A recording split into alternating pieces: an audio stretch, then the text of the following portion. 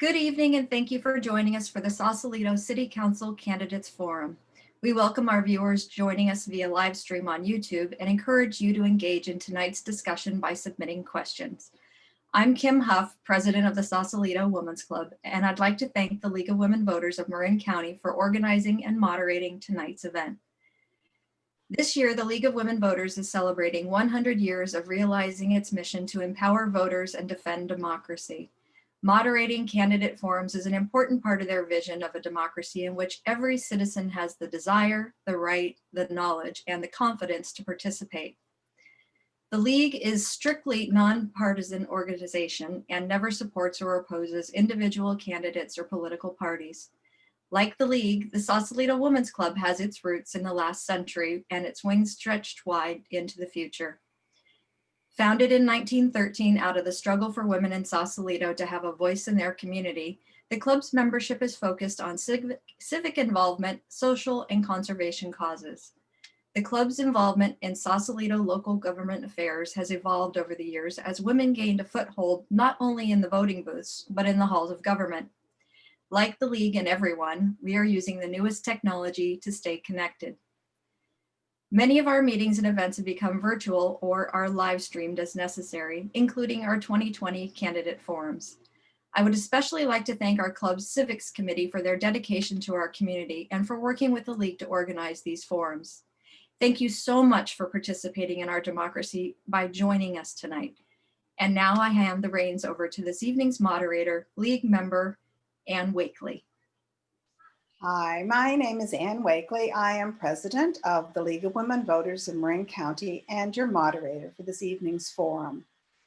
Thank you for joining us for this candidate forum hosted by the Sausalito Womens Club and featuring candidates running for the Sausalito City Council. Thank you to the Sausalito Womens Club for inviting the League to moderate this event. We are honored to be here. Slide 1, please. With me is League member Pat Becker as timekeeper. Off screen, we have our question review team, Jill Sampson and Linda Sula, and our Zoom support team, Dee Dee Battori and Nancy Bell, along with the team at the Community Media Center of Marin. Thank you. The League of Women Voters is a trusted membership organization that encourages informed and active participation in government. We do not endorse or oppose candidates or political parties. In addition to promoting voter education, the League advocates for issues and may take positions on issues that arise in ballot measures. I would like to remind everyone that the candidates have all agreed to participate under ground rules set for this forum.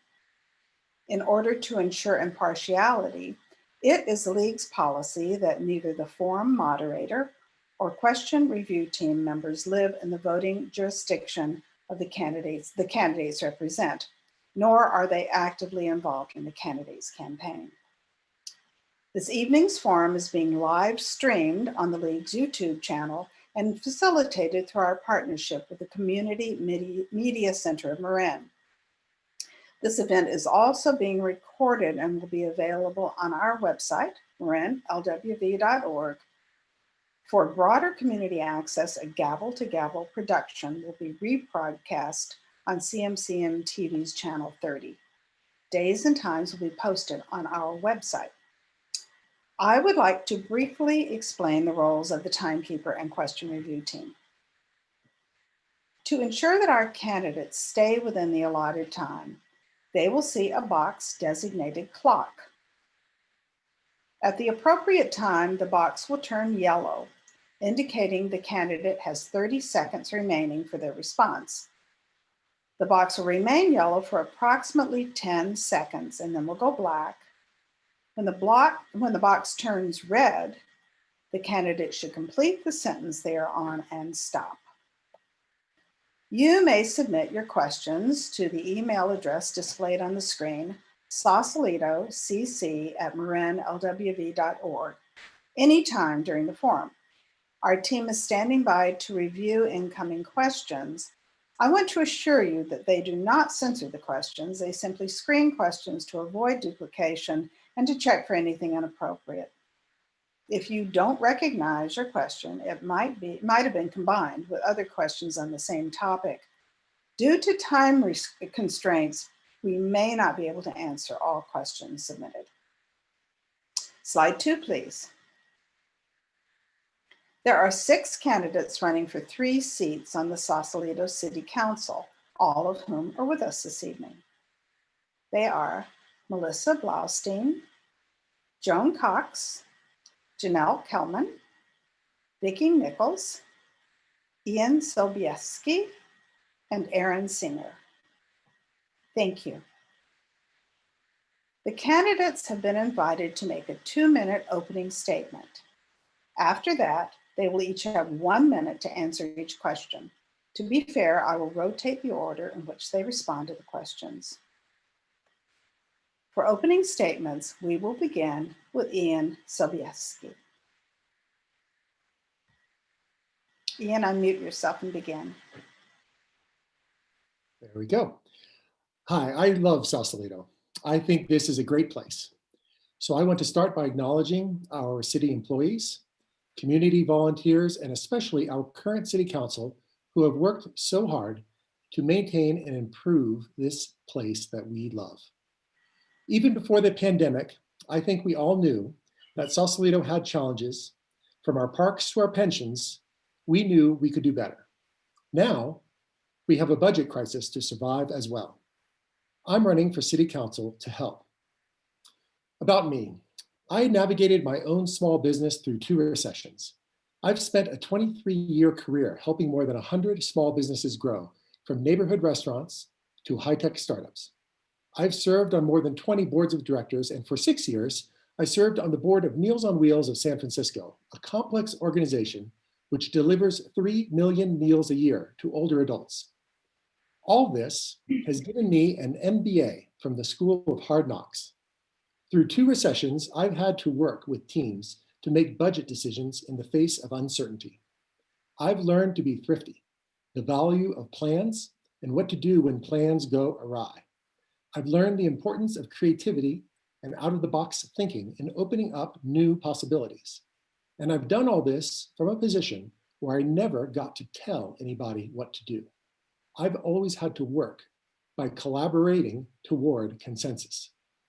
I want City Council to tackle the acute crisis of the COVID recession, improve city services to our residents and our businesses, reclaim downtown for local residents and regional visitors, and hire and hold accountable an excellent new city manager. I believe that my financial experience, collaborative style, and creative thinking will add value to the City Council team as it tackles these challenges. If you agree, then please vote to add me, Ian Sobieski, to the team. Thanks. Thank you, Ian. Janelle is next. Please unmute yourself, Janelle. Hello, everybody, and thank you for having me here tonight. My name is Janelle Kelman, and I've lived in Sausalito for the last 2 decades. For 10 years, I've served on the Sausalito Planning Commission, now as the chair, and recently I served on 2 general plan update committees. My volunteer experience have taught me the importance of listening to people first and then taking action together. I am so grateful for the community created by the Sausalito Women's Club. So I just want to start with a quick acknowledgement of that, because when COVID first hit, I was fortunate enough to have a small walking group comprised of several members of the club who leaned on one another for support. And now during the campaign, I've just been overwhelmed by the amount of endorsements from Women Club members and the energy and vision you all bring to our community. I've decided to run for Sausalito City Council to work on 5 outcomes residents have told me they want now. 1, disaster preparedness plans. 2, climate change leadership. 3, diversity and racial equity. 4, robust programs and housing for our seniors. And 5, a more diverse and sustainable tax base. Tonight, I hope to be able to share with you a few thoughts and ideas and get your feedback around how we can harness our tremendous intellectual capital for collaboration and developing solutions together. I'm an environmental lawyer, which provides me with a strong background to tackle so many of the environmental issues we now face. I'm also an entrepreneur and business person which means I understand the importance of fiscal sustainability and transparency. I have several endorsements, including the California Democratic Party, the North Bay Labor Council, the Marin County Young Democrats, and the Sierra Club. I'm delighted to be here with you all tonight, and I would be so honored to have your support. Thank you so much for having me. Thank you, Janelle. Okay, Vicki, you're next. Unmute yourself. Thank you. Hello, Sausalito. I'm delighted to be with you tonight. I want to thank the Sausalito Women's Club for putting on this event. This has become a tradition for us and it's looked forward to, so thank you. And the excellent moderating of the League of Women Voters, so thank you very much. My name is Vicki Nichols. I'm a 39-year resident. I have been working on issues in the community for the last 2 decades. I have been on your Sausalito Historical Society, on the Landmarks Board. I just finished up my time as chair of the Planning Commission along with Commissioner Kelman. So we've been working on the general plan together. And I worked on numerous committee reports and issues on the Marin ship. So between all those areas, I have a good understanding of what we're dealing with here in the city. I've decided on 3 issues for my campaign: fiscal responsibility and decision-making, prudent management under the COVID pandemic. I want to tackle housing in a real way and make housing available for all income levels. This came up during the general plan. People are passionate about it. We need to have a robust discussion and really deal with it head on. And lastly, I want to deal with sea level rise. This is another environmental issue that is going to impact us in the environment as well as economically. I've been working on this since 2013, so I'll bring that experience to the council. I've gotten some great endorsements: the International Association of Firefighting's Marin Women's Political Action Committee, Democratic Central Committee. I had a unanimous endorsement. California Democratic Party, Marin County Young Democrats, North Bay Labor Council, and I'm pleased to be endorsed by Senator Mike McGuire and Congressman Huffman. So I look forward to your questions so you can learn more about my positions and I can hear what's important to you. Thank you very much. Thank you, Vicki. Joan, you're next. Please unmute yourself.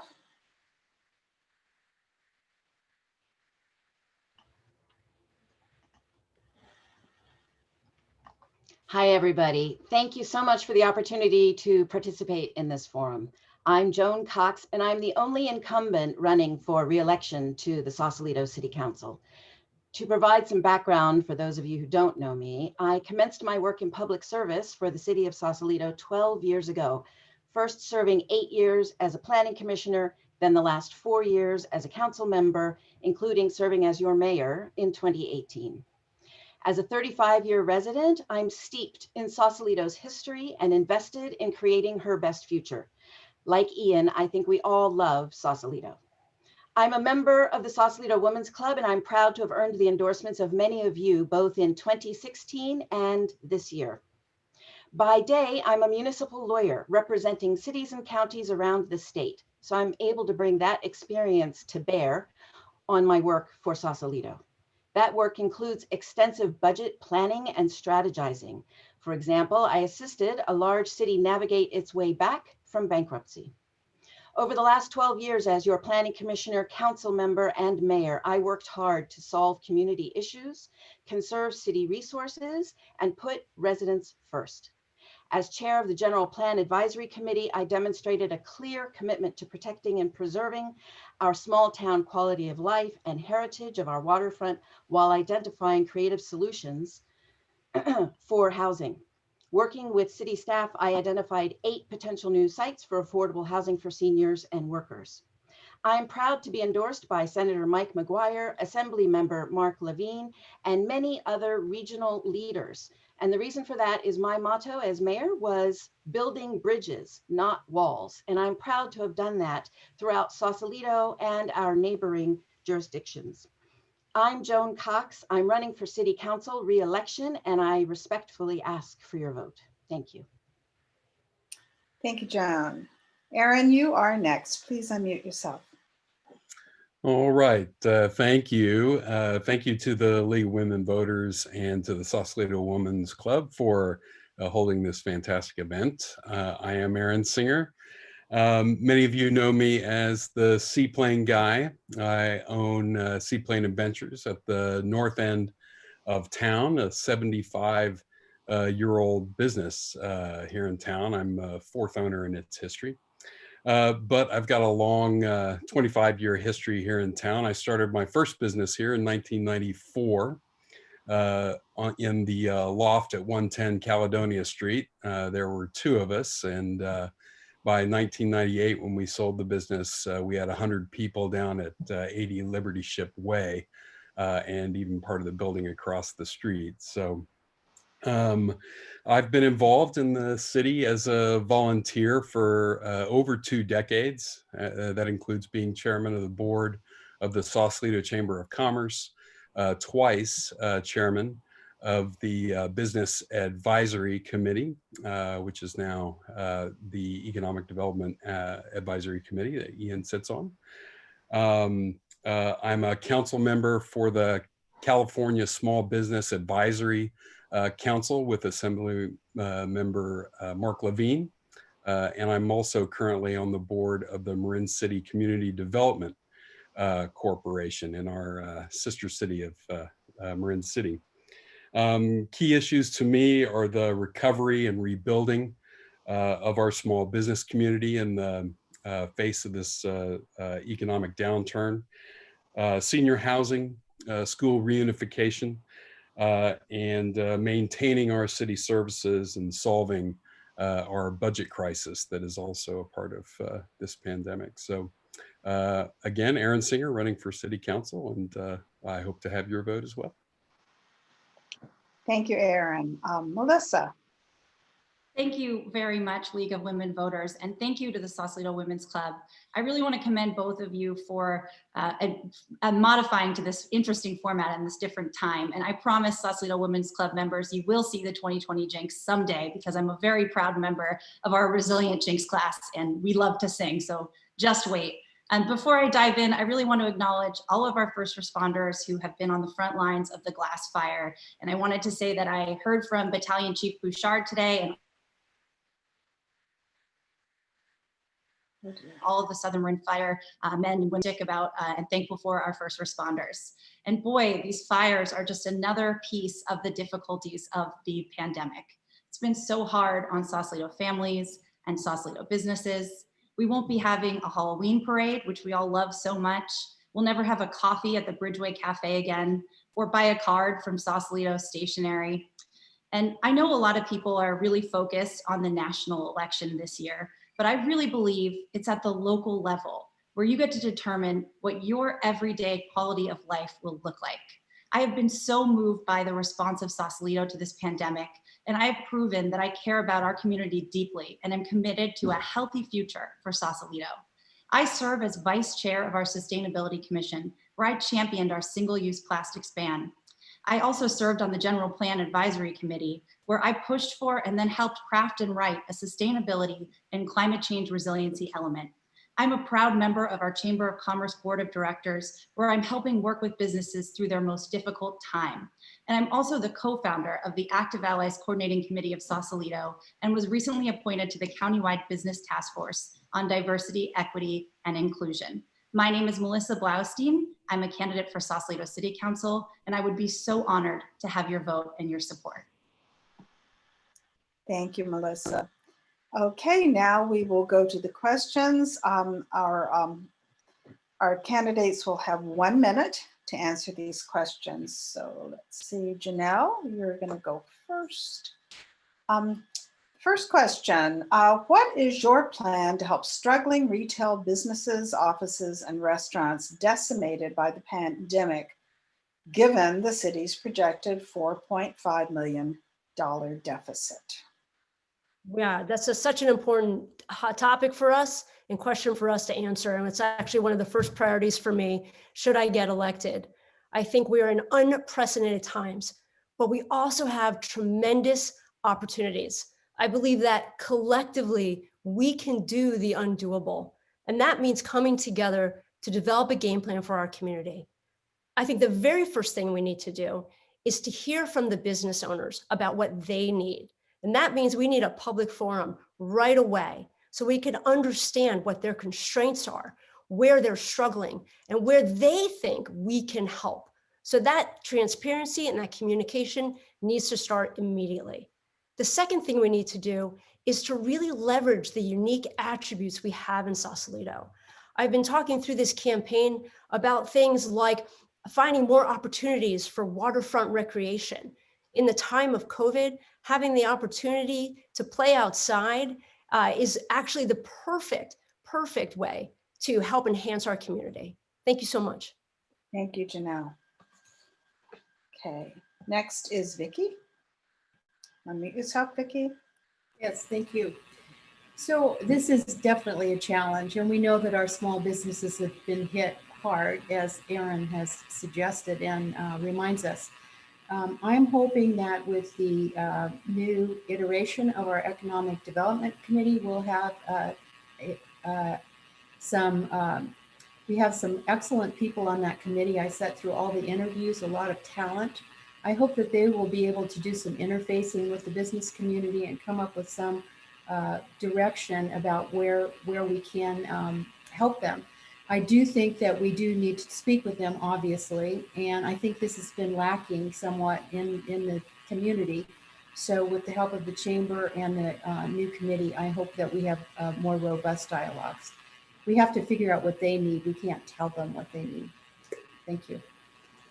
Thank you, Vicki. Okay, Joan, you are next. Please unmute yourself. Thank you for this question. This has actually been a priority for the City Council and our newly formed Economic Development Advisory Committee, even before the pandemic commenced in March. As you can see from my signs in many of the business windows throughout town, I've been working closely with businesses on these and other issues the entire time I've been in office. That is because I'm a staunch supporter of local business. I worked with In Above the Tide and surrounding businesses as we confronted bicycle congestion and plans for a new ferry landing. I worked with several local businesses to get their permits approved quickly. Our council and city manager worked with businesses throughout town to facilitate takeouts, including alcoholic beverages, and to facilitate outdoor dining with social distancing. And I'm a member of the Chamber of Commerce. It will be important to diversify our tax base while ensuring we maintain the viability of the business workforce in Sausalito, the Marin ship. Thank you so much. Thank you, Joan. Okay, Aaron, you're next. Please unmute yourself and answer. Thank you, Ann. As many of you have heard me speak over the last month or so, know this is one of my priorities and the very thing that called me to service to run for City Council. We have seen very hard hit businesses here in Sausalito. 32% of all businesses have closed in Marin, 11% permanent job losses. And what we need is a recovery and rebuilding plan. And I have proposed just such a thing. Where we do talk to our residents and our businesses. What kind of businesses do we want to see fill these shuttered shop fronts? Streamline planning and permitting. We don't want planning and permitting to be a logjam.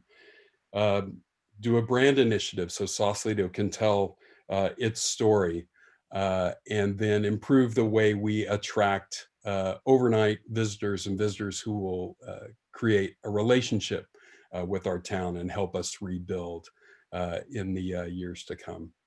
Thank you, Aaron. Very key. Thank you. Melissa, you're next. Unmute yourself, please. Thank you. I really appreciate this question because as a member of the Board of Directors of Chamber of Commerce, I have been listening to and talking with businesses throughout this pandemic, and I'm really proud of the work that we've been doing with Love Sausalito to support our businesses, but there's so much more we can do. And I have 3 key things that I think we should really be focusing on. The first is regional partnerships. As we've said, we all love Sausalito, and so do our neighbors in Mill Valley, Novato, San Francisco. We can do more to reach out to those communities and get regional visitors here to enjoy our dining on Caledonia or our retail. The second is really streamlining planning and permitting. We want to be a location that businesses want to be in, and we want to make it easy for restaurants to do things like put heat lamps outside if they need to make it through this pandemic. And the third thing is really something I'm asking for all of us to do, which is to show up and support our small businesses. I'm really proud to be wearing jewelry by Katya Glass, a top from Hubba Hubba, a necklace made by Amy Nordstrom. We really need to be there for our residents serving businesses and be the residents they need. I spoke with a business owner who said, if just $100 was spent by every Sausalito resident, my store would make it. So let's support our small businesses too. Thank you, Melissa. All right, Ian, you're next. Unmute yourself, please. Sure. Look, Sausalito did not have the greatest reputation as a place to start or run a business before the pandemic. I'm on the Economic Development Advisory Committee, and I was surprised, honestly, to learn about our bad reputation as a place to start a business. There are commercial real estate brokers who will not take their clients here. Businesses that are here have complained about the frustration to the point of despair about getting through our permitting system. At the same time, we have dedicated, hardworking employees in City Hall trying to do these permits. So something's wrong with the system and needs to be fixed. The COVID crisis means it's an emergency. So we need to very quickly make our permitting system more flexible. Being able to close down Caledonia is an example of thinking quick and getting things done. We need more innovation like that. We also need a plan, a marketing plan for our businesses, and we need to promote. We need to have an economic development officer as in City Hall, whose job it is to promote Sausalito, just like other communities take our businesses from us, as we just lost one to San Rafael. We should promote our town to businesses looking for a place to be now. Thank you, Ian. Okay, the next question is, describe your vision for the Marinship going forward and how it fits into Sausalito's soon to be completed general plan. And Vicki will be first. Unmute yourself, please, Vicki. Yes, the Marinship is dear to my heart. I've been working on historic preservation there for a number of years, on studies about the conditions there, et cetera, et cetera. I see this as I see this as a vital part of our character, and it's recently been validated through financial reports about what an economic contribution the Marinship makes to our city. So what I would like to do down there is have a thorough innovation or inventory of the businesses down there. We need to be enforcing our zoning. We have an opportunity for more. Ian just mentioned that we lost the business because of there wasn't room for it. We have space down there for innovative industry, and people are wanting it. So that's one way to do it, and continue to support the artists. Without that, we would not be Sausalito, without the waterfront. It's historic, it's part of our character. So I'm solidly behind it, and it won't be lost if I'm on the council. Thank you. Thank you. Joan, you're next.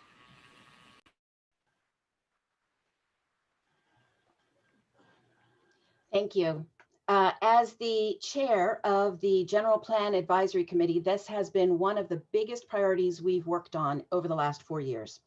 I endorsed the vision for the Marinship adopted by the City Council that I helped to draft in October 2019.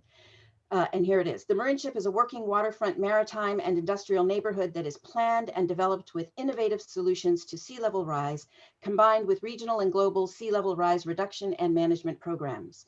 The Marinship welcomes residents of houseboats and liveaboards while providing safe and convenient public access to transit, the shore, and to parks with a low impact and functional vehicular and pedestrian circulation network. The Marinship neighborhood respects and protects water-dependent uses, as well as the neighborhood's historical, maritime, and industrial nature. I was the only member of the City Council who rejected land-based housing in the Marinship, focusing instead on the creation of additional water-based solutions, such as Galilee Harbor. I would like to see enhanced supportment to ensure our industrial uses are not replaced by office uses. Thank you, Joan. All right, let's see. Aaron, you are next. Please unmute yourself. Thanks, Ann. This is a key issue here in town. First and foremost, we need to protect and support current uses down in the Marinship. We need to protect and support our artist communities, and we need to protect and support the maritime and working waterfront down there. I'm a member of the working waterfront at Seaplane.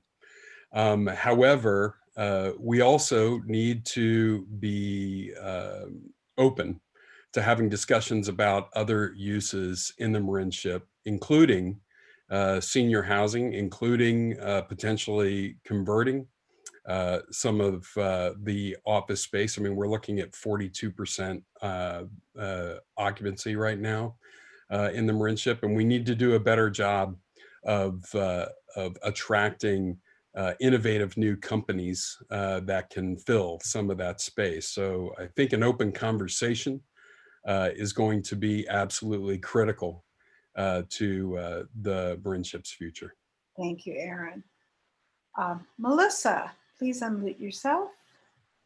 Thank you so much for this question. You know, as long as there's been a Sausalito, there's been a maritime Sausalito. And I'm so proud of our heritage as a waterfront community. It's so much a part of our identity and who we are. And it's so critical that we do everything we can to protect and preserve the working waterfront, as well as all of the amazing artists that we have in the Marin ship. And actually, I'm coming to you live right now from Sausalito Fitness, which is a business in the Marin ship. And it's such an important part of the future of our community and its past. And so it's critical that we really do save and preserve the waterfront and the artists. However, as a sustainability commissioner, I am deeply concerned about sea level rise. If you walk along Gate 5 Road, you know that there is already flooding and there are a number of businesses that are at risk. As a member of the general plan, I really pushed for a comprehensive mapping of sea level rise. I think we absolutely need to start looking at what is most at risk and then have conversations with the business owners and the property owners about steps we have to take to ensure that the Marin ship doesn't sink, because the reality is right now it's vulnerable. Thank you, Melissa. Ian, unmute yourself, please. My first company was an industrial tool company that could have been a Marin ship tenant. I have a sailboat that unfortunately needs lots of work, so Bayside Boat Works is important to me.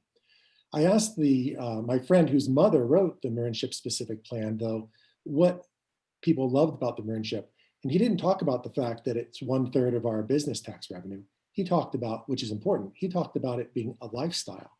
And I agree with that. When I think of what makes Sausalito special, it's our diversity of people and economics, and the Marin ship is a cornerstone of that diversity. I want to save it just as much as anyone. Zoning is an important tool to do that, but time marches on. The infrastructure is deteriorating. The water is rising. It's going to cost a lot of money to fix, much less just maintain what is there. Where is that money going to come from? I want to actually make progress, not just stay in stalemate. And that requires enlisting property owners as part of the bargain. And I want to try to pull everyone together with an eye on the prize, which is actually revitalizing, sustaining, and protecting the spirit of the Marin ship in the face of the reality of time, Father Time. Thank you, Ian. All right, so we have another question, and Joan will be first. How about Janelle? I'm sorry, did I leave Janelle out? I'd be delighted to. I did, Janelle. I am so sorry. Thank you, Joan. Oh my goodness. Janelle, please. Yeah, no problem. Thank you so much.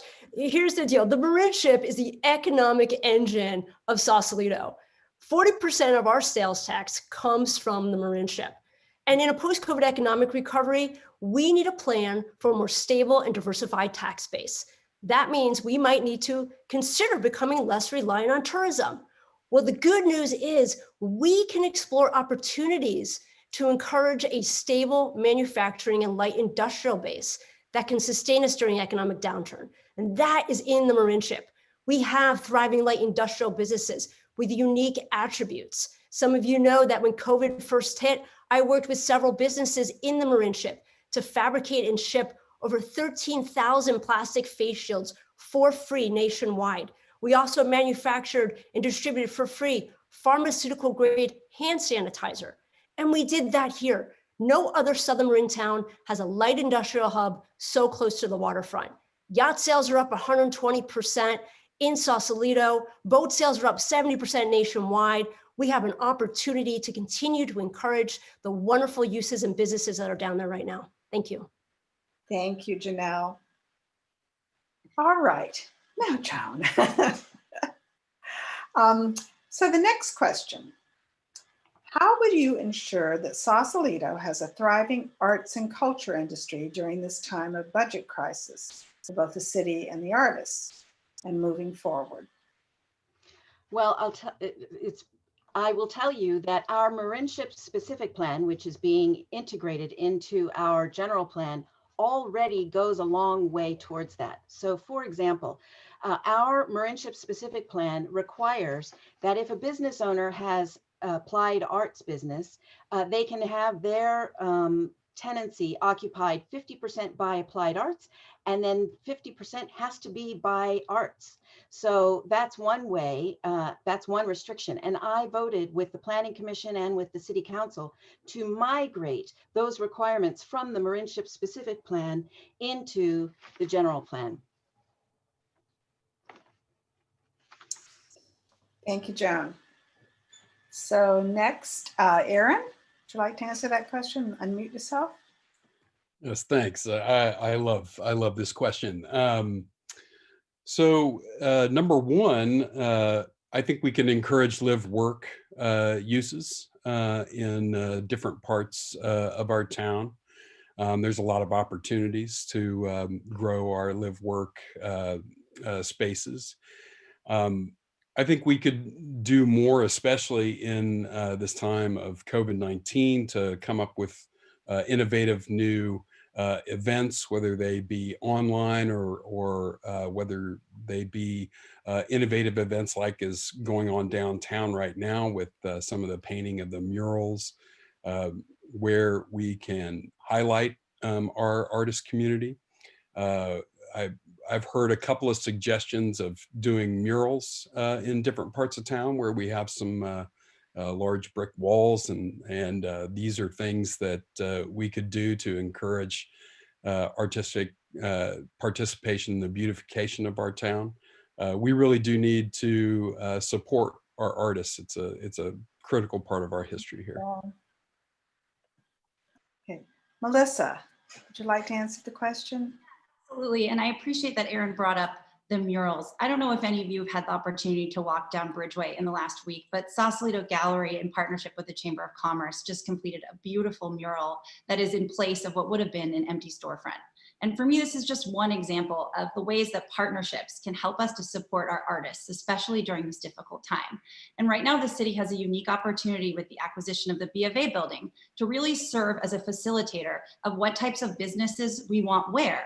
I think we have a real chance to start some conversations about mixed use and sharing spaces for our artists. Look, it's expensive to live in Sausalito, it's expensive to rent in Sausalito, but if we're willing to have the hard conversations about collaborative partnerships and making sure that artists can stay here, we can do it together. And I also want to say, I think it's so critical that we continue to support and preserve the ICB building because we have so many amazing artists who are a part of that community. I love our art in Sausalito. We're so lucky to have such a great arts and culture and music too. And so let's continue to make it a place where all of our artists can live and thrive. Thank you, Melissa. Janelle, unmute yourself, please. Let me just start by saying that I'm the only candidate that is actually endorsed by the ICP Artists Association. And the reason for that is I found it to be so important that I wanted to meet with them and understand the rich history of the artists in the Marinship. Same with the folks in Galilee. The artists that we have throughout the Marinship are such a part of the fabric of our community. And I think the way to enhance those thriving communities comes in three parts. The first is education programs. Continue to find ways to help spread opportunities to share the beautiful work that they're doing. I think we have opportunities to work with Marin City in partnership around after-school programs. And I've already been talking to Dr. Garcia about that with the ICB. The other thing is about zoning. We need to make sure that our zoning takes care of our fine arts and that we continue to provide spaces for them that they can afford. And then I think the last is about integrating artists into the fabric of our community. And that means public art displays, opportunities to show art throughout our community that comes from local artists. We have such an incredible community of artists. We really have to focus on making sure we continue to integrate them into Sausalito. Thank you. Ian, Could you unmute yourself and answer the question? Yeah, preserving and protecting the artists community is important, but I don't think it's ambitious enough. I would like it to grow. I would like it to prosper. I would like it to bloom like a flower. And so what's our plan to make that happen? And I think Joan hit on it a little bit. I mean, we already have this deal with property owners in the Marin ship, this split that, okay, you're gonna make all your money on the applied arts and you're gonna rent at a loss to the fine arts. That's the deal. They're making their money on the applied arts. Applied arts includes categories like a swimsuit company makes a lot of money, a bed linen company. I mean, that's not exactly, what we think of as Burning Man. This is the way that the deal is done. So if we want to have a thriving artists community, if we want to have more of what we love, then let's do more deals like what made that happen. And that means that we really need to start all talking to each other and not being scared and so mistrustful about someone taking advantage. I think that by and large, we can make this happen and we can have something that we're just amazed by. Thank you, Ian. Vicki, unmute yourself, please.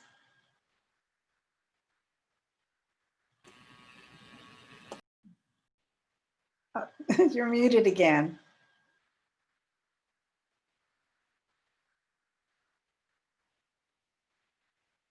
If you hold down your space bar, I think that can unmute you.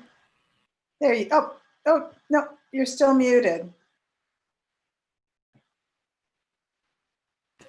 Okay, Okay. that should be good. Thank you. So this is an interesting question, and I have a little bit different take from the others. The arts have been historic in Sausalito since about after the World War, when Arquez was allowing artists to come in and live aboard inexpensive vessels. They flocked here.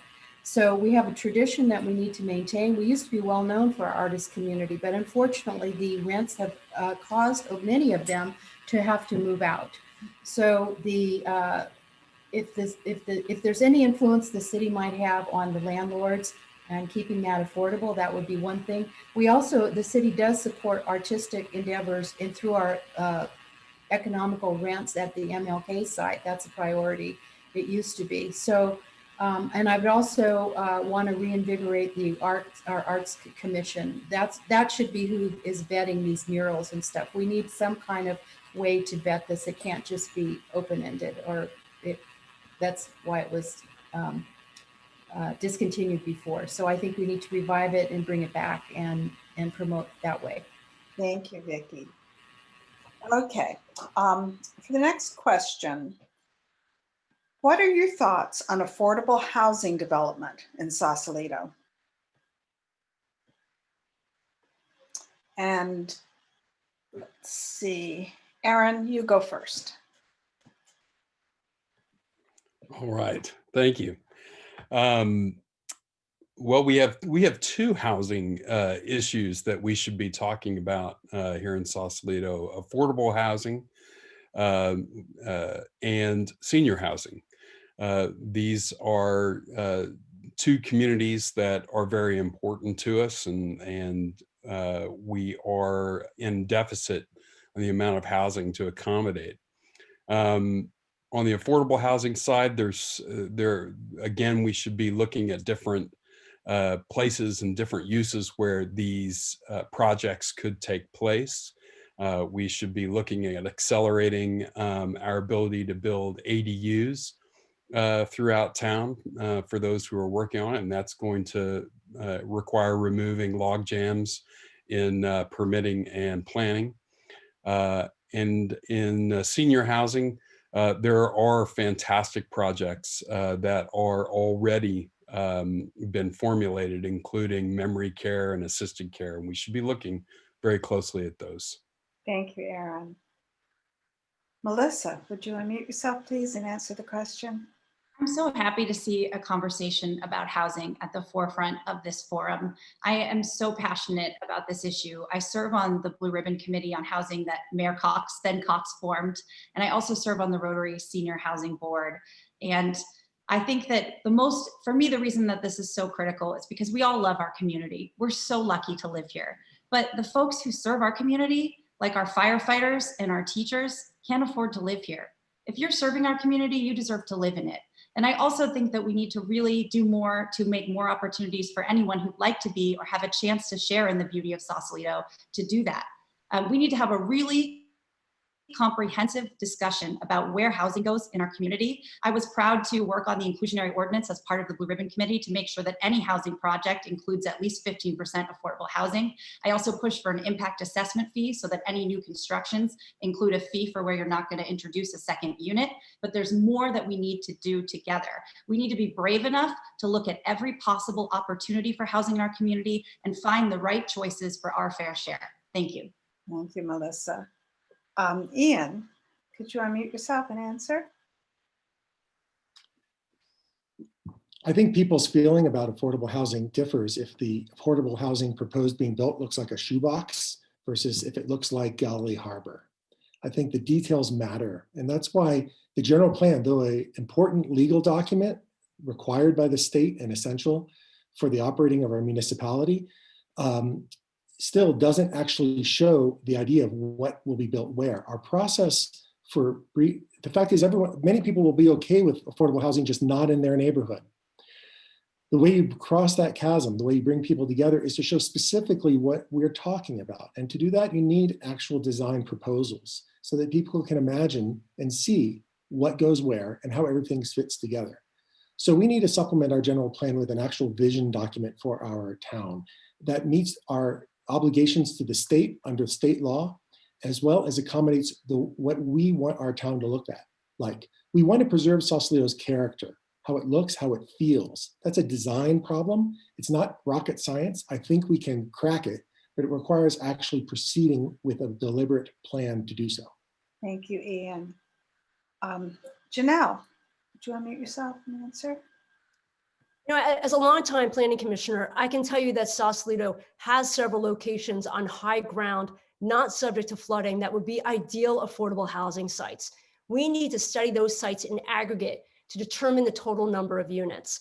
Actually, I've reached out to EAH, which is a nonprofit that works on affordable housing, to discuss opportunities for financing what are called scattered sites. Because if we're going to get real about affordable housing in communities of color in Sausalito, we have to get real about where those units are going. And that's integrated throughout our town.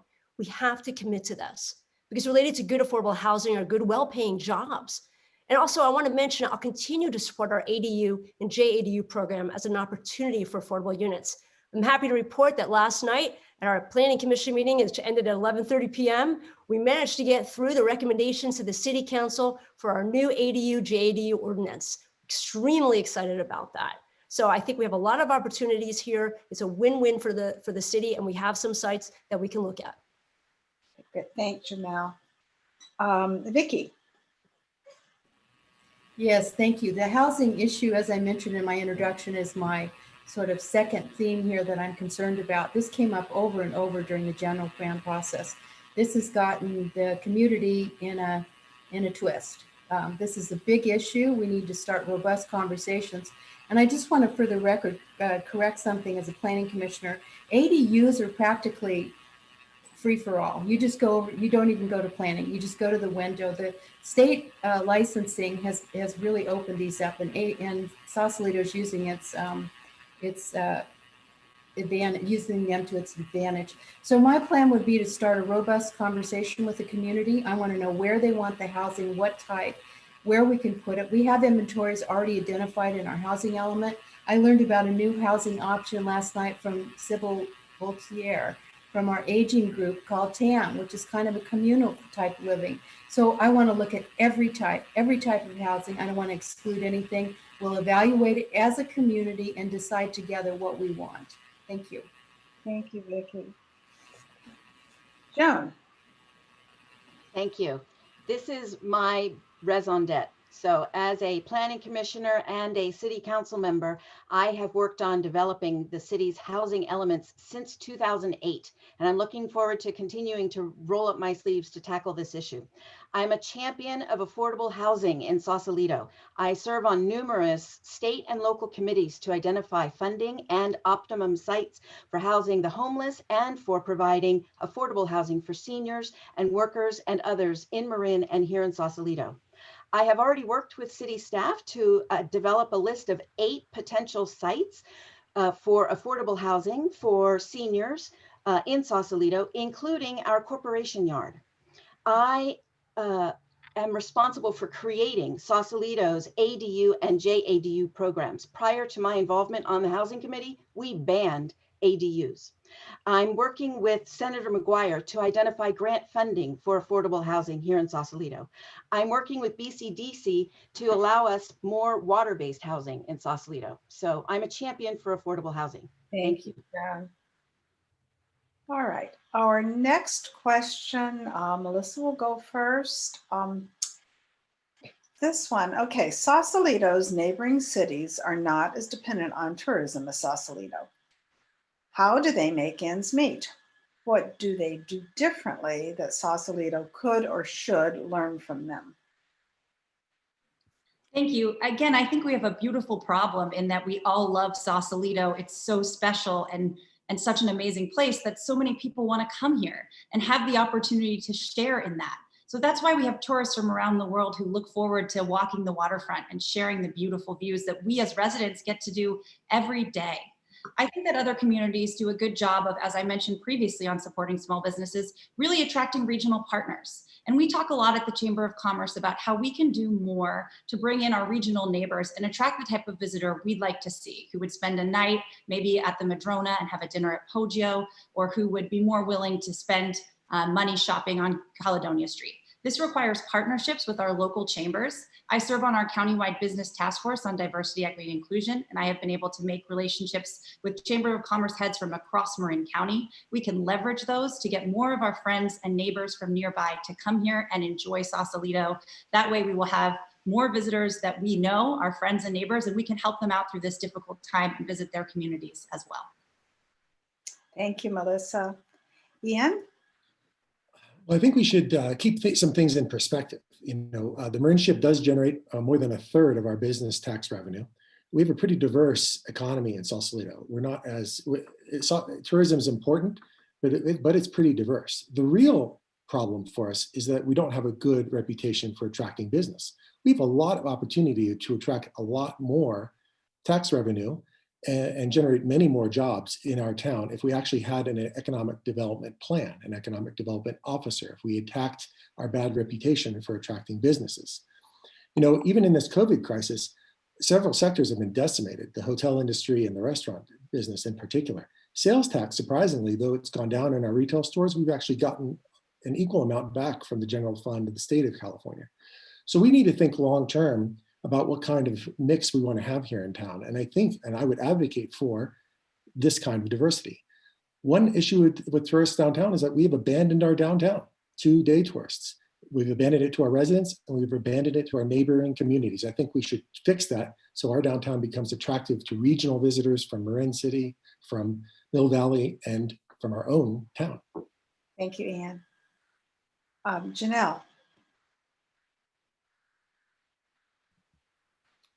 Great, thank you. Yeah, 3 things come to mind for me. The first really has to do with identity, right? Which is, what are we looking to develop here? What kind of plan do we have to bring certain types of businesses into our community? I think about Novato and how they've developed sort of a genetic biomarin type community up there. I think about San Rafael and how they focused on their light industrial. I think we need to be proactively identifying businesses that fit into our unique attributes that give us an opportunity to really stand out even further. The second thing is something like our parking policies, something very simple. In Mill Valley, for $35 a year, if you live in Southern Marin, anywhere in Southern Marin, you can actually buy a parking permit to let you park at a meter for 2 hours for free. We need to extend that same type of courtesy to our neighbors in Southern Marin to bring more people into our businesses that are here. And the last thing that we need to do is focus on streamlining permitting for businesses. Now, I've spent a lot of time in the Planning Commission, so I understand the constraints.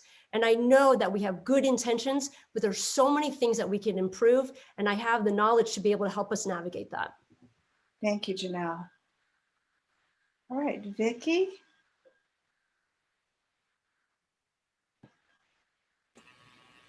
So one of the things that just from hearing this conversation I would be doing on the city council is looking into this permit problem. I think this is universal in every town. Every town will tell you that it's tough to do business there. The permits are too high, et cetera, et cetera. So I'd like to dig into that. Mill Valley has more people than we do. They have a high property tax income, and they also give a lot of money to their chamber. They're like line item with their chamber. So what they have basically is restaurants and hospitality things. So I think we have an issue with our owners downtown maybe being a little static in their thinking. They're going with tenants that are not necessarily the types of businesses that I want to go down and shop at. Not that they should be resident serving, but I would hope that, Ian, I'm going to give you a challenge on the Economic Development Committee using your personal skills to start a conversation with these owners and see what we can do to incentivize them to bring in these businesses that we all want. So that's what I would do. Thank you. Thank you, Vicki. Joan.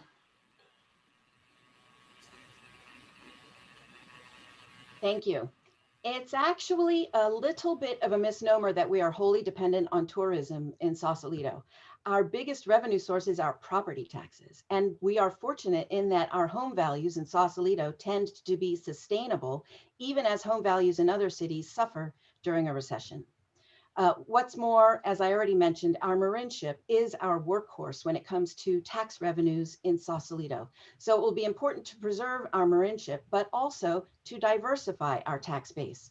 For example, during the general plan process, Planning Commission Chair Janelle Kelman suggested the creation of an innovation zone with emphasis on issues of climate change.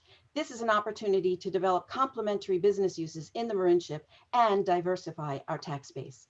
I've advocated for further financial study of the Marin ship to identify the best ways to maintain and stimulate further business. We are also doing small things now, such as extending our parking passes to our neighbors in Marin City. And we're revising our strategic plan to focus on regional visitors from neighboring cities and counties instead of wholly focusing on tourists from afar. Thank you.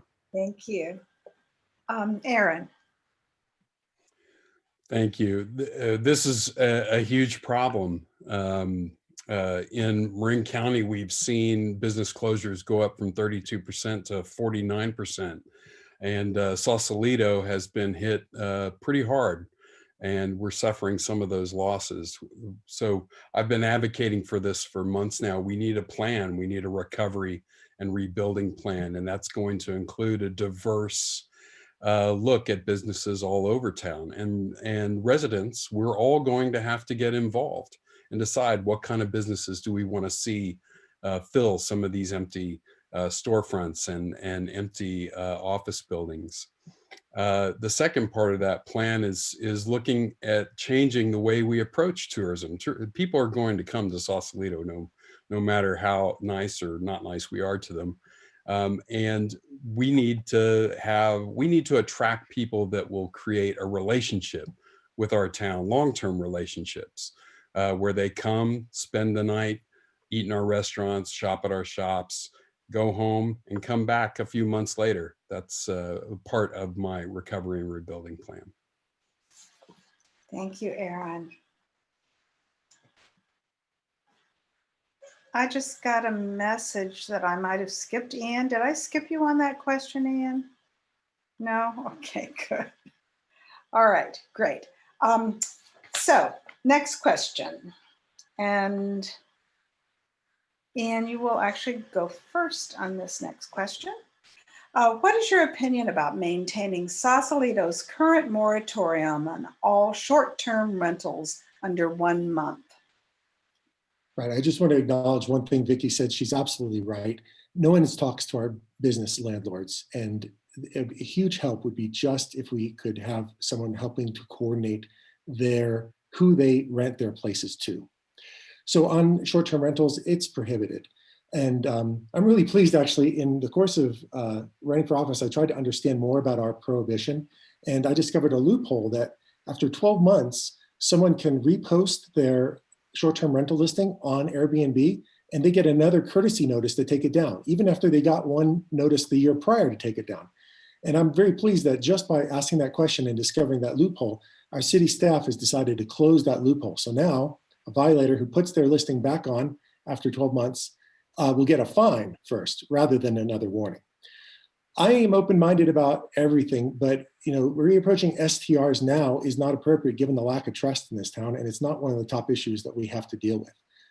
So that's something to be attended to once we've tackled a lot of other key challenging issues that require a lot of trust to be built. I've talked to people, they just don't trust the city's ability to enforce rules right now. Thank you. Janelle. Great. I just want to make it very clear that I support continuing and enforcing the prohibition on STRs in order to protect our neighborhoods, the health of our seniors, and to preserve our housing stock. First of all, this was originally tried to be sold that it could help seniors to kind of offset costs. We have a pandemic. I am not going to encourage bringing strangers into a senior's home, given the health risks. We also have issues, as Ian mentioned, with enforcement. How do we know whether somebody is staying long-term or short-term? We have a parking shortage in our community. How do we make sure that that's being enforced and that the people who live close to Caledonia Street, where we often have parking permits exceeding the duration of people wanting to stay, how do we know that they have parking where they need right by their homes? I don't think it's a good idea to re-examine this, and I continue to support the prohibition. Thank you. Great, thank you, Janelle. Vicki.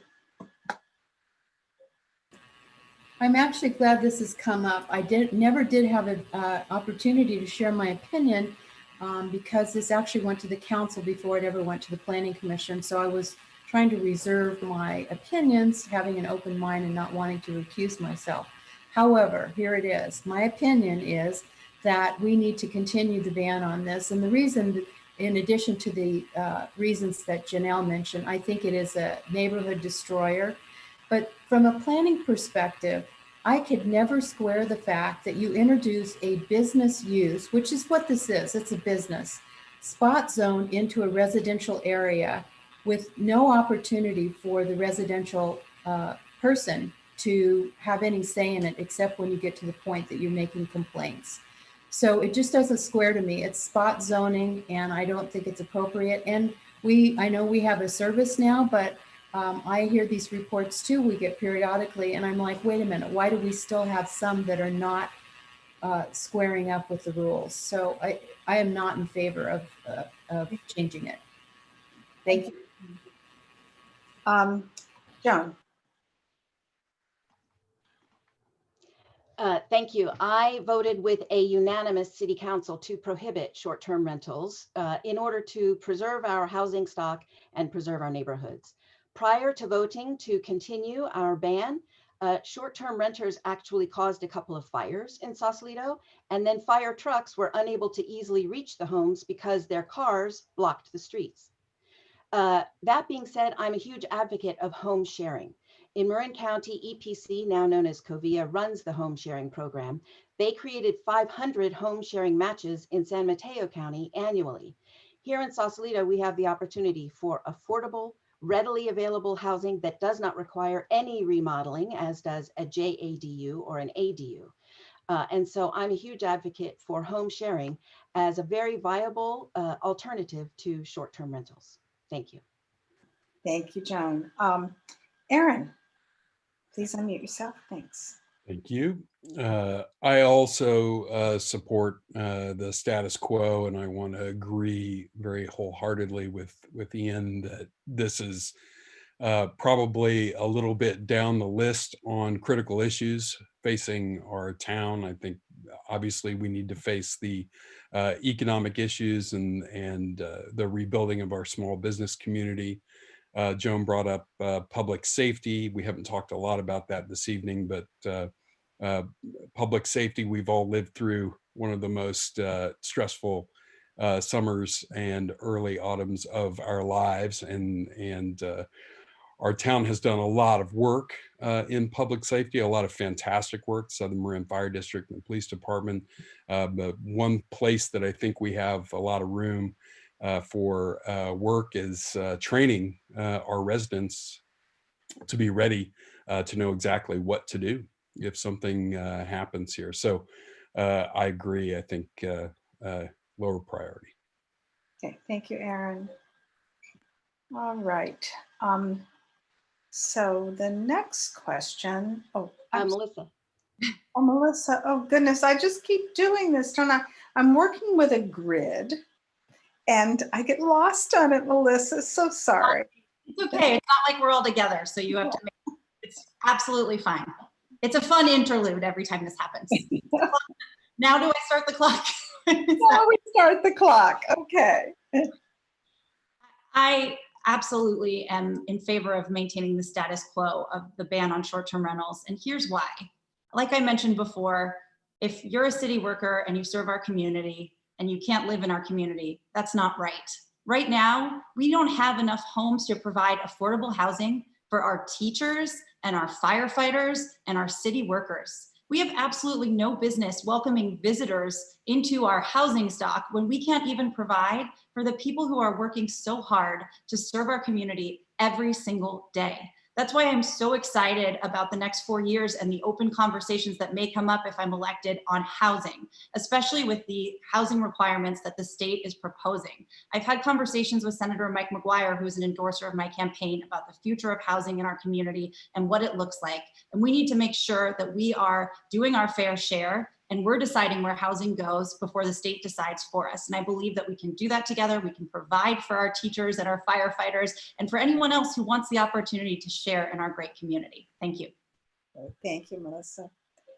All right, the next question. And Janelle will go first. Our school district is in the process of unification. This is from the audience. What plans do you have to unify not just our schools, but our communities? And what have you done so far to bridge the gap between the Sausalito and Marin City communities? First, I want to say that if elected, I think the only thing anybody on the city council can do is support unification. That's where we are now. And we have to move forward together in harmony, listening to one another. And on that point of listening, in order to support unification and bridge and create these relationships, we have to be better listeners with Marin City. We can't tell Marin City what it needs or what it wants. We have to create these lines of communication so that we are listening to the folks there who live and breathe this every day. So what I've done, a few things. One, I'm working on an after-school arts program between the ICB Artists Association and the school district, to be able to create after school programs and fill some of that time for the children in our school district. The other thing that I'm working on are educational and apprenticeship programs, opportunities to create jobs and to bridge the gap. And one of the opportunities there comes from the fact that the history of the Marinship is as much the history of Marin City as it is the history of, gives us an opportunity. Thank you. Vicki.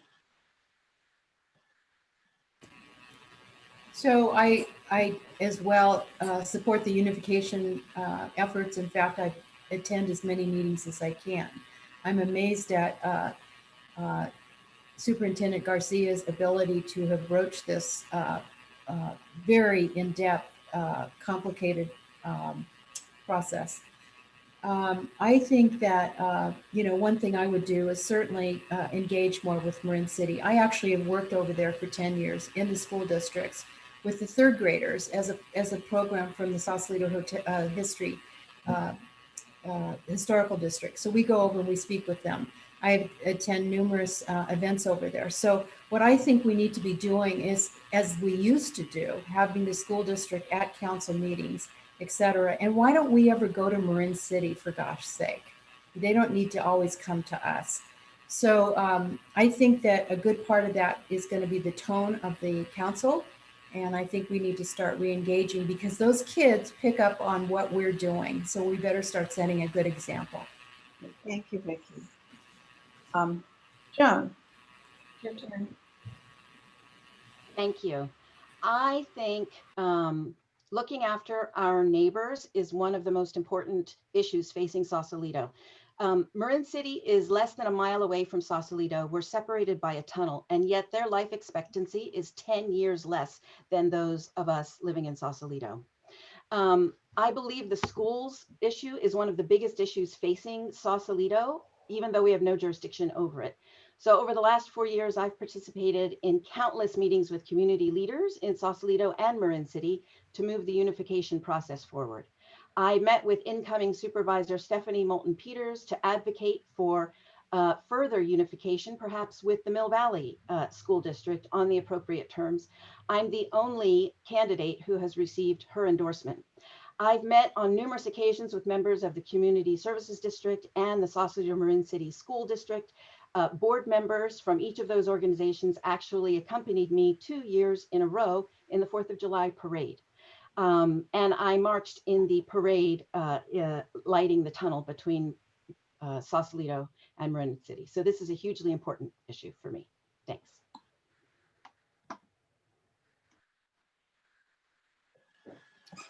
Okay, Aaron, it's your turn. Thanks, Ann.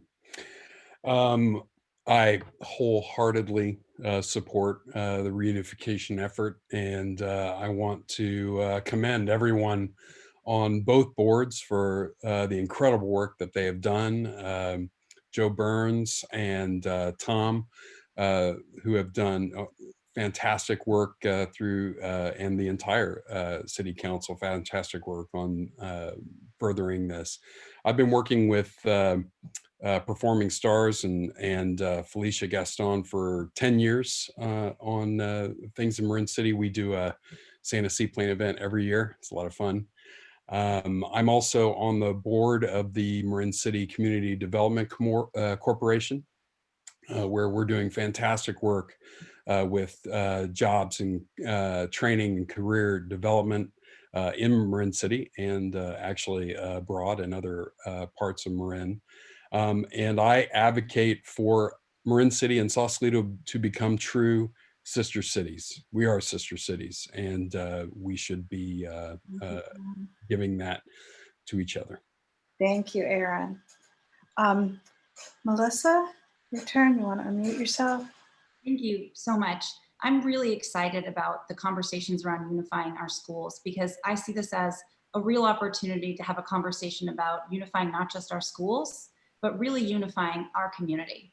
I grew up next door in Mill Valley, and remember when I was at Sausalito Nursery School going to the flea market in Marin City, which is something that I've so missed because it was an opportunity for all of us to come together and go to Marin City. Why don't we go to Marin City, as Vicki said? And I've had conversations with leaders like Damian Morgan from Marin City, who I'm endorsed by, about some of the things we can do right away. And one of the things that I'm really concerned with is our support of the Golden Gate Village project, because the residents in Golden Gate Village have created their own plan to preserve their community and their home. And we should stand up and support that. Their plan has a Green New Deal, and there's an opportunity for that Green New Deal of improving the Golden Gate Village through apprenticeships in the Marinship. So there's an opportunity, as Janelle mentioned, for apprenticeship programs that are directly linked to measures that are already happening in Marin City. But I think we also really need to be willing, not just to listen to our neighbors in Marin City, but to acknowledge that for a long time, we haven't shown up for them, and we have to do better. Thank you, Melissa. All right, we have time for one more question. I haven't had a chance to answer that. I'm sorry. I'm sorry, Ian, did I leave you out? It's our bingo. What again? I do apologize. It really is. But I was just going to say, I grew up in the American South in an African-American majority town. And one great disappointment about coming to the Golden State was to find that I experienced more racial segregation here than I did in the American South. So I'm sensitive to it, and I'm very sensitive to the idea of listening more than talking. But I think I want to commend the current city council for two things they did. They extended parking privileges to Marin City, and they extended the opportunity for residents of everywhere in 94965 to be on city commissions. Those are two concrete steps. They're not the end of the road, but there's something. I proposed a vision for downtown, 100% civic vision of our downtown. That's about many things, revitalizing downtown and downtown shops and bringing it back to local Sausalito residents, but also regional visitors. And by that, I mean Marin City.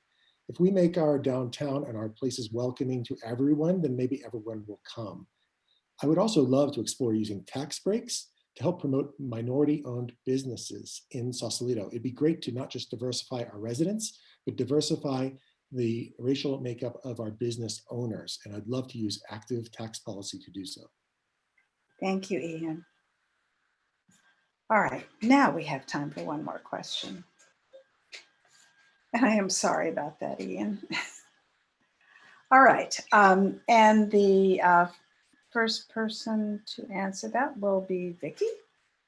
Okay, let's see, will you vote to approve a cannabis dispensary in Sausalito? And where would it be located? So I just got this question from a constituent on my website email today, and I answered it, and I'm happy to share the same answer with the community. I support this function in town. I don't know where it will go. Being a planning commissioner, the devil's in the details. So I need to see a project. I need to see what's happening. I lost my sister this last spring to cancer, and she was using a lot of medical marijuana. I know this is different. And I also got an experience to see some of these facilities. These are not funky places with a filthy couch where people are getting stoned all day. There's a lot of regulation behind this, and I think it would be good. I have heard that one of the locations is on Caledonia Street. I heard this in the chamber presentation the other morning from two proponents of a project. And they told me, and as everyone else, that there was pushback at that location. And I would probably agree with that. So I would consider all these things, but I'm supportive of the concept. Thank you, Vicki. Sure. All right, Aaron. Next. Well, two things. One, we're looking to diversify our small businesses here in town, so we should be open and looking at all different types of businesses that could reside here. And then number two, this passed with overwhelming support across not only the state but specifically in Sausalito, and I've attended several meetings where the support from residents has been fairly positive and uniformly open to such a store. I'm a commercial pilot, so I don't get to partake in this, but I do believe it's something that there are places all over town that would be appropriate. Great, thank you, Aaron. Joan, would you like to answer the question? Thank you. Aaron is right. Over 80% of Sausalito voters voted their approval not only for delivery of cannabis, but also for retail sales of cannabis. And Ian is right, this is a potential revenue source for Sausalito. It will require a development agreement with an accompanying zoning change, and location will be important. So I've been requested, and I intend to honor school district leaders' request that we not cite a cannabis dispensary near our schools. It will need to be located in an area with ease of traffic flow and parking. I sit on the City Council subcommittee responsible for advancing this concept, and I look forward to collaborating with potential purveyors to bring this service to Sausalito. Thank you. Thank you, Joan. Melissa. Thank you so much. Yes, this was voted for overwhelmingly. Above 80% of Sausalitans agree that they want a cannabis storefront, and it's our job to listen and do what the community wants. So absolutely. And more of note is that we're facing a budget shortfall of $4.5 million. And this is an opportunity for us to make revenues of maybe $250,000. So why wouldn't we engage in that opportunity alongside a very mindful conversation with community members about where the location of the cannabis dispensary would be. I also had some conversations with Damian Morgan specifically about this topic, and perhaps using some of the additional funding that we see from the cannabis dispensary to do what Ian suggested, which is to provide BIPOC businesses with further opportunities through tax breaks that might come up as a result of this cannabis dispensary. So I think that if we have a great conversation about where it can go, make sure that it's not next to a school or families, we have a lot of opportunity here to see a revenue stream, to help new businesses get started, and to give the community what it wants. Thank you, Melissa. Ian, would you like to answer that question? Unmute yourself. Yes, I think everyone who's spoken before me, I agree with, and I think that we can locate this in a location that will attend to some of the concerns around children, around traffic that people have. And it is an incredible business opportunity. There is no other dispensary south of Fairfax. We would own the market for a while. So I really want to just point out, I think the short answer is yes. What I really want to point out is everything we've talked about in violent agreement is the way we should think about all the projects when we have a developer, in this case, a cannabis developer, wanting to do a project that's not currently zoned. What exactly are we talking about doing? Instead of just saying no, not allowed, we're saying, all right, we're going to consider it. And here's what we want in exchange for allowing you to do it, A, B, C, D, E, because those added up are worth it to us. I think that's how we need to think about all our challenges. We need to think about how we can get a win-win out of these circumstances, whether it's cannabis or how to revitalize the Marin ship or how to attend to any of our budget problems. So that's what I advocate. Thanks. Thank you, Anne. Janelle. Thank you. Yeah, I am in support. And as others have said, 88% of those surveyed in 2017 were in favor of retail sales. Now, in addition to avoiding schools, I think we should look to achieve two goals. Number one, maximize spending to generate more sales in cannabis tax, and then fulfill the goal that's actually in the general plan of encouraging businesses that increase sales per square foot. And as others have mentioned, if we want to pursue this, let's discuss Marin's first recreational storefront opportunity as a high-end establishment, because this can generate significant tax revenues. In Marin, some localities are looking at around 2%. This is the type of money that could actually help pay off, for example, the Bank of America building. Now, here's the key, though. I think that implementing this will require a council that can navigate emerging regulatory issues. Because cannabis is not actually a permitted use anywhere in Sausalito, it may be necessary to do this development agreement that Joan alluded to. My recommendations would be that Sausalito convene a task force with a defined timeline and objective made up of knowledgeable local residents that can help our city design a retail strategy that will maximize our revenues and minimize our risks. Thank you, Janelle. Okay, that concludes the question portion of the forum. Before the candidates make their closing statements, I want to share some key information about this year's election, particularly on how and when you can vote. We are fortunate to have an outstanding elections department in Marin, headed by Registrar of Voters Linda Roberts. Be assured that the counting of ballots in this year's election is being conducted with the highest level of security, honesty, and integrity. Election Day is officially November 3rd. You have until October 19th to register, and after that, you will have to go to the elections office to register and vote in person. Due to COVID-19 and the need to ensure safe, accessible voting, the state of California has implemented a new expanded voting set of voting options. Slide 3, please. All active registered voters in California will automatically receive a ballot in the mail. Vote by mail ballots are mailed out to Marin County voters on Monday. You may already have yours. Voting by mail is the safest way to vote during this pandemic. You have several options for returning your completed ballot. You can send it through the US mail, postage paid. Mailed ballots must be postmarked by November 3rd and received at the elections office no later than November 20th. You can drop it in any one of 12 secure drop boxes located throughout the county. A list of drop box locations is included in your ballot. You can hand deliver it to the elections office at the Civic Center starting now, or to any polling place once they are open. Slide 4, please. For in-person voting, if you're voting in person, note that as a result of recent legislation, there are fewer polling places for this election. So your assigned polling place is printed on the back cover of your voter information guide and sample ballot, like it always is, that you received in the mail. But be sure and check this before you head to the polls. Your assigned polling place may be different from past elections. There will be 29 consolidated polling places open for 4 days, October 31st through November 3rd. Masks and social distancing will be required, and a limited number of people will be allowed inside at any one time.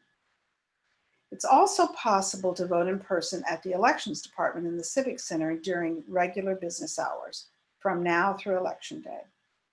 So make a plan and vote safely. For more information about Dropbox and polling locations, go to marinvotes.org. Thank you. At the end of this forum, there will be a slide listing several additional websites we recommend for more detailed election information. And now the candidates will make closing statements of 1 minute. We'll go in reverse order of the opening statements, starting with Melissa. Thank you so much again to the League of Women Voters and the Sausalito Women's Club. And in particular, thank you to all of you who are watching and who care enough about this election, which I believe is one of the most important of our generation. Thank you for making a commitment to show up and to vote and to listen to all of us. I hope that I've proven to you that I'm committed to a healthy future for Sausalito and to making an impact. I'm so proud to be endorsed by our Mayor Susan Cleveland Knowles, Vice Mayor Ray Withey, Council Member Joe Burns, State Senator Mike McGuire, and Assembly Member Mark Levine, as well as the Sierra Club, the Marin Democratic Party, the Marin Women's Political Action Committee, the Young Democrats of Marin County, and the North Bay Labor Council. I hope you'll join all of them in supporting me and my campaign. I would be so honored to have your support. Thank you. Thank you, Melissa. Aaron. Thanks again, Ann, and thanks to the League of Women Voters and the Sausalito Women's Club for a fantastic forum. I enjoyed it very much. I think there's 3 things that this council is going to need looking forward. And there are 3 reasons why you should give me your vote. 1, experience. I've been a multi-company entrepreneur here in town since 1994. I'm a small business owner now, and I know the challenges and hurdles that are in front of small businesses just trying to survive. I'm a problem solver. Through my work with the Chamber of Commerce, we helped create the very first bike congestion plan, that most of which is still intact today with the great Una Kavanaugh. And finally, I'm a consensus builder. Through the many years I spent on the Business Advisory Committee, we worked together to survey residents, to survey businesses, and most of that has gone into the economic element for the general plan. So I'm asked for your vote, singerforsausalito.com. Thank you, Aaron. Joan. I am proud of the City Council's accomplishments over the last 4 years, including the creation of a new general plan, upgrading our public parks, upgrading our streets, balancing our budget in the long term to maintain services and meet our pension obligations, and adopting a program to repair and upgrade all of our sewers, all while addressing 4 landslides and a pandemic. In the wake of the COVID-19 pandemic, we face significant fiscal and logistical challenges. I believe continuity of leadership will be crucial, especially with the impending resignation of our city manager. I will bring my experience as a collaborative council member and municipal lawyer to bear on our priorities moving forward. I am proud to have the support of the business community, as you can see from my signs and windows downtown. I'm proud to have the support of Marinship's working waterfront. I'm proud to have the support of regional leaders, including Senator Mike McGuire, Assembly Member Mark Levine, incoming Supervisor Stephanie Moulton-Peters, and CSD Board Member Damian Morgan. And I'm proud to have the support of hundreds of residents whose voices I have worked hard to hear and respect over the last 12 years. Thank you. I respectfully ask for your vote so I continue my hard work for Sausalito. Thank you. Thank you. Vicki. Thank you to the League again, and I want to thank the Sausalito community for joining us tonight. And I also want to thank my fellow candidates. We've signed a pledge that we would run a clean campaign. We've all been respectful of one another, and I appreciate that because I've been in other campaigns when that's not been the case, and it's not fun. So I'm Vicki Nichols. I've been here a long time. I want to let you know that, from working with me, I'm going to honor my commitments. I'm going to make decisions for the whole community. I'm willing to listen to all these ideas, but I'm going to do it through a lens that we not overreact to COVID, that we make these decisions for the best of the community. I want to let you know that I've made friends out of people that have not agreed with me on certain issues. I will do the same for all of you as a community. If you vote for me or not, you'll get a fair listen. I work hard. I can roll up my sleeves, hit the ground running, and I need your help to be the next council person. So please check my website, Vicki Nichols for Sausalito.com, and I ask for your support. Thank you. Thank you, Vicki. Janelle. Thank you, everybody, for joining us tonight in what is probably the most important election of our lifetime. You know, now more than ever, it's clear that we have to stand as a community united. The issues that we face in the Bay Area and in Sausalito cannot be dealt with by one person alone. In this election, we must come together. And I have the knowledge to get to work immediately on real outcomes. I'm the only candidate who has experience in government, environmental issues, the law, and entrepreneurship. I'm a lifelong athlete and I played 2 team sports as an undergraduate at Yale. I bring that teamwork perspective to every decision-making process. I'm also an environmental lawyer and a business person. I bring a collaborative and informed lens to hard problems. I welcome the opportunity to continue to work with you and to work on your behalf. I care very deeply for Sausalito, and I'm ready to take action with your help. Thank you for your time and for your vote. Thank you, Janelle. And Ian. I want to minimize the damage of the COVID recession on our budget. I want city services that will make our residents feel like they are the customer and our local businesses feel welcomed and encouraged. I want to use concrete metrics to assess if we are doing a good job. We cannot manage what we do not measure. I want to unpave the heart of downtown and reclaim it for our local residents and regional visitors. I want us to hire and hold accountable an excellent city manager, and I want to compensate her or him in an innovative way that rewards success. You can learn more about me at Sausalito.com, where incidentally you can make a donation or ask for a yard sign. I'm a lifetime member of the Sausalito Cruising Club, Vice Chair of Sausalito's Economic Development Advisory Committee, an Eagle Scout, an avid sailor, and a Stanford grad with a PhD in aerospace engineering. If you want to add my financial literacy, creativity, and collaborative approach to the City Council team, then vote for me, Ian Sobieski. Thank you and good night. Thank you, everyone. So that concludes our forum. Thanks so much to the candidates for participating and to Pat Becker for timekeeping, Jill Sampson and Linda Suler for question review, and to Nancy Bell and Dee Dee Vittori for Zoom support. And special thanks to the team at CMCM TV. We could not have done this without them. A video of tonight's forum will be posted on the League's website in the next few days. Slide 5, please. For more information about the election and candidates and ballot measures, visit the League's website at marinlwv.org and click on the Voter's Edge logo. Here are some additional recommended websites. Thank you. Thank you again for joining us tonight, and most important, thank you for voting.